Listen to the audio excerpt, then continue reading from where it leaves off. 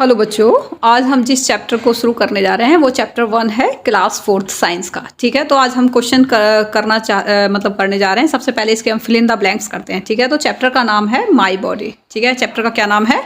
माई body. तो शुरू करते हैं इसके फिल इन द ब्लैंक्स। तो फर्स्ट क्या कह रहा है? The body organs that can not be seen from outside are called उनको क्या बोला जाता है? Internal organs. क्या बोला जाता है उनको? इंटरनल, NAL नल। तो वो क्या है, जो आपके जो बॉडी के बाहर नहीं दिखाई देते हैं, जो अंदर की तरफ होते हैं, उन ऑर्गन्स को क्या बोला जाता है? उनको बोला जाता है इंटरनल ऑर्गन्स। क्लियर हो गया? दूसरा क्वेश्चन क्या कह रहा है? Flat teeth are in the front. जो फ्लैट टीथ होते हैं वो हमेशा कहाँ होते हैं बेटा? फ्रंट पे होते हैं। FRONT, front of the mouth. Clear हो गया? उसके बाद में क्वेश्चन थर्ड क्या कह रहा है? Tongue is used for. जो टंग है उसका क्या यूज किया जाता है? Testing, testing and speaking. ठीक है, टेस्टिंग, TAST, टेस्टिंग। ठीक है, टेस्टिंग। और दूसरा किसमें है? Speaking, SPEAKING, speaking. क्लियर हो गया? ठीक है, आगे बढ़ते हैं।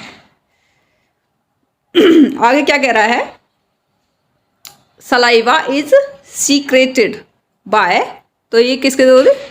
वो एक क्या बोलते हैं, सैलिवरी ग्लैंड्स होती है। ठीक है, तो इसमें क्या भरेंगे हम? SALIVARY। ठीक है, फिर यहाँ पे ग्लैंड्स की स्पेलिंग कहाँ लिखे? यहाँ लिख देते हैं GLAND, ग्लैंड। ठीक है, क्लियर हो गया? उसके बाद में जो फिफ्थ है, फिफ्थ का क्या है? Flies can transfer. जो फ्लाइज होती हैं वो क्या ट्रांसफर कर देती हैं? जम्स। क्या ट्रांसफर करती हैं वो? Germs, GERMS, germs to the uncovered food. ठीक है, टू द अनकवर्ड फूड। तो यहाँ तक आपको समझ में आ गया होगा। यहाँ पे आपको आंसर्स दे रखे हैं, आप इनमें से भी देख सकते हैं। समझ में आ गया? क्लियर? अच्छा, इसके बाद में match the following, match the following. तो इसमें क्या कह रहा है? Milk teeth. मिल्क टीथ किससे मैच करते हैं आपके? 20। जो मिल्क टीथ होते हैं वो टोटल कितने होते हैं बेटा? 20 होते हैं। ठीक है, इसमें नंबर E दे रखा है। ठीक है, उसके बाद में लार्ज इंटेस्टाइन। तो लार्ज इंटेस्टाइन इसका क्या है? A, absorption of water. ये इसका काम क्या होता है? जो लार्ज इंटेस्टाइन होती है उसका काम क्या होता है? Absorption of water. वो वाटर को एब्जॉर्ब कर लेती है। ठीक है, तो हम 2 पे लगा देंगे ये। उसके बाद में करते हैं परमानेंट टीथ। तो परमानेंट टीथ का क्या होगा बेटा? 30। जो परमानेंट टीथ होते हैं वो 32 होते हैं। कितने होते हैं वो? 32 होते हैं। जब बड़े हो जाते हैं तब वो 32 टीथ होते हैं टोटल। समझ में आ गया? अच्छा, उसके बाद में रेक्टम। फिर उसके बाद में रेक्टम का क्या होगा आपका? रेक्टम का है आपका ये अनडाइजेस्टेड वेस्ट इज कलेक्टेड। तो जो रेक्टम होता है उसमें क्या है? अनडाइजेस्टेड जो वेस्ट होता है वो कलेक्ट होता है। ठीक है, जब हम फ्रेश होने के लिए जाते हैं। क्लियर हो गया?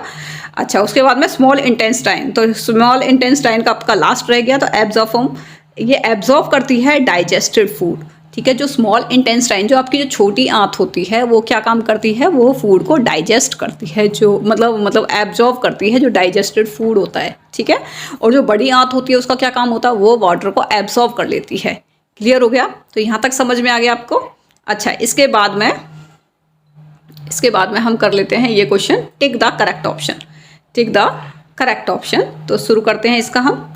जैसे कि the teeth use to tear food into pieces known as. तो उसको क्या होता है?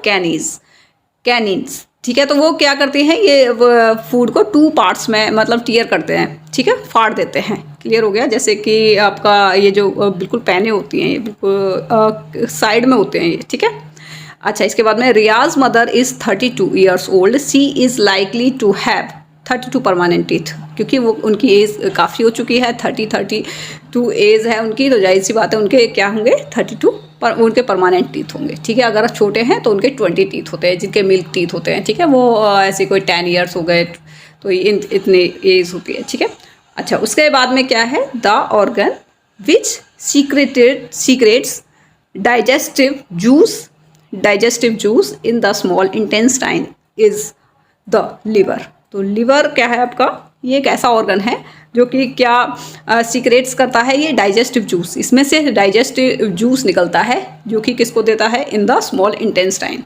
क्लियर हो गया?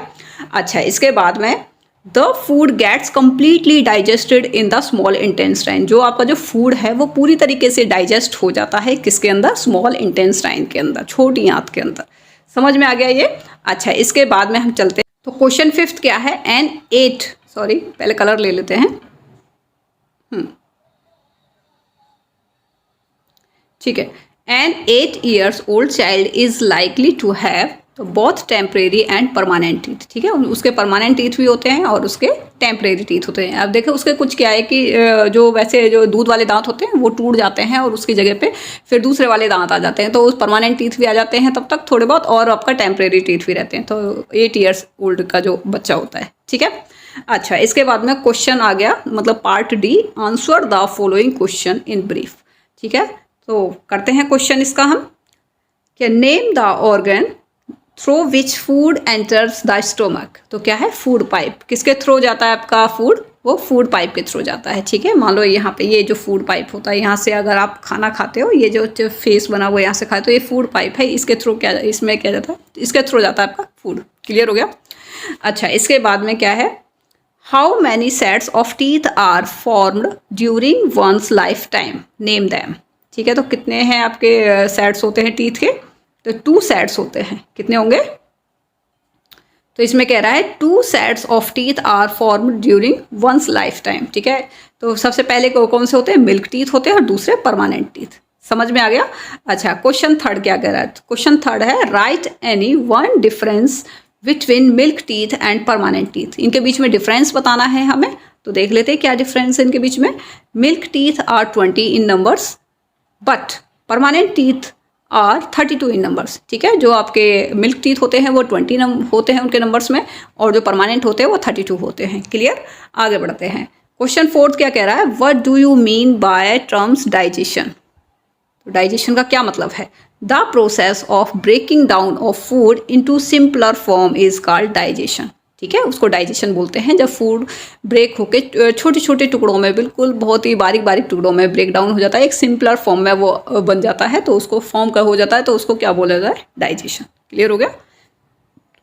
आगे बढ़े, आगे क्या कह रहा है, what happens to the food when it enters the stomach. क्या होता है जब फूड, जब आपका स्टोमक के अंदर चला जाता है, तो क्या होता है, देखें, तो the food mix with digestive juice secreted by balls of stomach and gets partially digested here। मतलब वो क्या होता है, मिक्स हो जाता है, डाइजेस्टिव जूस जो होता है उसमें मिक्स हो जाता है वो, जो कि कैसे, कहाँ से निकलता है वो जूस, जो वॉल होती हैं, जो दीवारें होती हैं ऑफ स्टोमक, जो स्टोमक की जो वॉल्स होती हैं, वॉल होती हैं, उसमें से वो निकलता है। समझ में गया, वो पार्शियली डाइजेस्टेड, मतलब वहाँ पे आधा आधा सा पच जाता है, ये नहीं मतलब पूरी तरीके से डाइजेस्ट नहीं होता, पार्शियली डाइजेस्टेड हियर। क्लियर हो गया।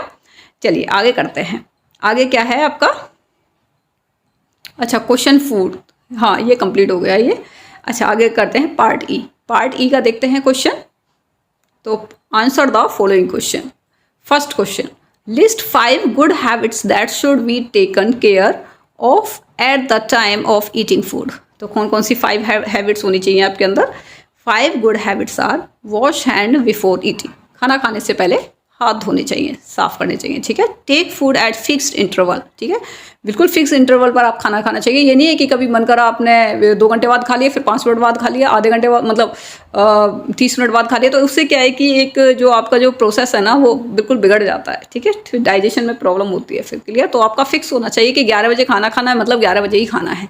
ठीक है, अगर नहीं भूख लग रही तो मत खाओ, ये नहीं है कि भूख नहीं लग रही है लेकिन 11 बजे ही खाना, वो भी गलत है। ठीक है, तो ये भी होना चाहिए, दोनों चीज़ों का ध्यान रखना चाहिए। क्लियर, आगे बढ़ते हैं। Not speak while chewing food, जब भी आप खाना खा रहे होते हो तो उसके बीच में बोलना नहीं चाहिए। बड़े बूढ़े कहते थे, बुजुर्ग कहते हैं कि बिल्कुल मुंह बंद करके खाना खाना चाहिए। इसके पीछे एक लॉजिक है, उसके पीछे एक साइंटिफिक लॉजिक ये है कि जब हम खाना खाते हैं और मुंह खोल के खाना खाते हैं तो जो हवा होती है वो खाने के साथ ही अंदर चली जाती है, और जिससे पेट में क्या बनती है, गैस बन जाती है, जिससे बहुत सारी प्रॉब्लम्स क्रिएट हो जाती हैं। समझ में आ गया। इसलिए खाना खाते टाइम में हमेशा मुंह को बंद रखना चाहिए, तब खाना खाना चाहिए। क्लियर हो गया, जिससे कि हवा अंदर ना जाए खाना खाने के साथ ही। क्लियर हो गया। चलिए आगे बढ़ते हैं। Chew food properly before swelling. ठीक है, तो क्या है, इसको जब आप निगल रहे हो तो उसको च्यू करना चाहिए, उस फूड को प्रॉपर, मतलब उसको निगलने से पहले। ठीक है, तो उसको भोजन को निगलने से पहले उसको प्रॉपर तरीके से उसको च्यू करना चाहिए, चबा लेना चाहिए उसको। ये नहीं कि आपने मोटा बाइट तोड़ा और उसको डायरेक्ट ही निकल गए, नहीं, फिर वो डाइजेस्ट नहीं हो पाएगा अंदर जाके। क्लियर हो गया। इसके बाद में eat green vegetable and fruit every day, हमें ग्रीन वेजिटेबल्स और फ्रूट को एवरी डे खाना चाहिए। ओके,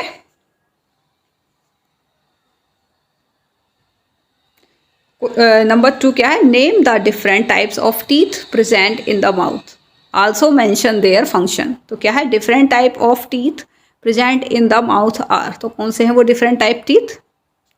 सबसे पहले है फ्लैट टीथ। कौन सा टीथ होते हैं सबसे पहले, फ्लैट, जो सबसे आगे के होते हैं, फ्रंट टीथ, ठीक है। Used for biting and cutting the food, they are known as incisor, ठीक है। तो जैसे कि आपके एप्पल वगैरह खाते हो तो जो आपके जो फ्रंट टीथ होते हैं उनका यूज़ करते हैं हम बाहर से, मतलब पहले उनको बाइट करते हैं। क्लियर हो गया। अच्छा, इसके बाद में है दूसरे कौन से टीथ हैं आपके, पॉइंटेड टीथ। दूसरा टीथ कौन सा है आपका, pointed teeth. They are use for tearing the food, मतलब जो फूड को टीयर करने के लिए यूज़ किया जाता है। दे आर नोन एज कैनिन्स, उनको हम कैनिन्स के नाम भी बोलते हैं, ठीक है। अच्छा, इसके बाद में क्या है, broad and grooved teeth. Broad, they are used for chewing and grinding the food, ठीक है। इनको मतलब ग्राइंड करने के लिए, जैसे एक मिक्सी होती है ना आपके घर में, आप उसमें कुछ ग्राइंड कर देते हैं, ऐसे ही हमारी जो दांतें होती हैं, दाढ़ जो अंदर की जो होती है, ग्रूव टीथ जो होते हैं, ब्रॉड जो चौड़े वाले जो दांत होते हैं, टीथ होते हैं, उनका काम होता है ग्राइंडिंग करने का, ठीक है। वो बिल्कुल बारीक कर देते हैं हमारे खाने को, जिससे कि डाइजेस्ट होने में हेल्प मिले। Clear. They are known as premolar and molar, ठीक है। प्री मोलर क्या होते हैं, जो आपके जो आगे वाली जो दाढ़ें होती है ना, दाढ़ जो होती हैं, मतलब जो ब्रॉड टीथ होते हैं, वो जो आगे वाली जो होती है स्टार्टिंग की, वो आपकी प्री मोलर होती हैं। और उसके बाद जो पीछे की जो सबसे लास्ट की जो दाढ़ होती है, उनको क्या बोला जाता है, मोलर टीथ बोला जाता है। क्लियर हो गया, प्री मोलर और मोलर। क्लियर। अच्छा, इसके बाद में क्वेश्चन थर्ड क्या कह रहा है, why is it important to chew the food properly. It is important to chew the food for its proper digestion, ठीक है। अगर आप प्रॉपर तरीके से उसे च्यू करोगे, अच्छे तरीके से उसे चबा चबा कर खाओगे, तो उससे क्या है कि डाइजेशन करने में, मतलब फूड आपका इजीली डाइजेस्ट हो जाता है, ठीक है। वो एब्जॉर्ब कर लिया जाता है स्मॉल इंटेस्टाइन के द्वारा। अदरवाइज़ क्या होता है कि फिर आप क्या होता है कि फिर पेट में दर्द होना शुरू हो जाता है, अगर आप प्रॉपर तरीके से उसे नहीं चबाते। इसलिए खाने से पहले अगर एक बाइट है तो उसे कम से कम आपको 28 टाइम्स तक उसको चबाना चाहिए, काफ़ी देर तक उसे चबाते रहना चाहिए फूड को, जिससे कि वो बिल्कुल बारीक हो जाए, बिल्कुल ऐसा बारीक हो जाए कि डाइजेस्ट होने में कोई प्रॉब्लम ना आए, ठीक है। जितना आप उसको चबा चबा कर खाओगे उतना ही ज़्यादा आपके लिए अच्छा रहेगा। क्लियर। इसके बाद में क्या है, question 4, why is washing of fruit and vegetable important for us. क्योंकि उसमें बेटा दवाइयाँ लगी होती हैं, जब भी ये जो आपके आते हैं तो उनमें पहले से ही उसमें दवाइयाँ वगैरह डाल देते हैं, इस वजह से, ठीक है। तो क्या है, unwashed fruits and vegetables can carry germs of disease which can case diarrhoea, vomiting and other stomach, ठीक है। अगर हम उनको नहीं साफ़ करते हैं तो उसमें बहुत सारे क्या है, उससे हम जर्म्स उनके साथ ही आ जाते हैं, क्योंकि एक हाथ में तो आते नहीं है, पहले तो जो किसान के हाथ में से वो आते हैं, ठीक है। उसके बाद में कोई और उनको टच करता है, कभी कोई टच करता है, तो बहुत सारे जर्म्स उनके ऊपर लग जाते हैं, ठीक है। इसलिए उनको हमेशा, तो उनको फिर उससे डायरिया वगैरह प्रॉब्लम्स हो जाती हैं, और भी बहुत सारी बीमारियाँ लग जाती हैं, पता नहीं किस तरीके के जर्म्स लग जाते हैं, ठीक है। मक्खियाँ बैठ जाती हैं उनके ऊपर, फ्लाइज बैठ जाती हैं, तो काफ़ी दूर दूर से आते हैं फ्रूट्स, तो हमेशा उनको स्टोमक की प्रॉब्लम्स हो जाती हैं, ठीक है। इस वजह से उनको साफ़ करके धोना चाहिए, तब उनको यूज़ करना चाहिए। Next question number 5, Seema's mother often tell her not to eat too many sweets and chocolates, why do you think she say no. Seema's mother often tell her not to eat too many sweet and chocolates because they contain sugar which can left on the teeth and can cause tooth decay, ठीक है। तो उससे क्या है कि tooth decay की problem हो जाती है, कीड़े लग जाते हैं जो टीथ में जो ख़राब हो जाते हैं, तो वो इसी चॉकलेट्स और इससे हो जाते हैं। इसलिए अगर कभी आप चॉकलेट्स या कुछ स्वीट्स वगैरह भी लेते हो, तुरंत ही आपको ब्रश करना चाहिए, उसके तुरंत बाद ही जैसे ही आपने खाया है तुरंत ब्रश करो। अदरवाइज़ क्या है कि फिर कीड़े की प्रॉब्लम्स हो जाती है, फिर आपको पूरा दांत ही निकलवाना पड़ता है डॉक्टर के पास जाके, बहुत पेन होता है। तो पहले से ही हमें अलर्ट रहना चाहिए, ठीक है।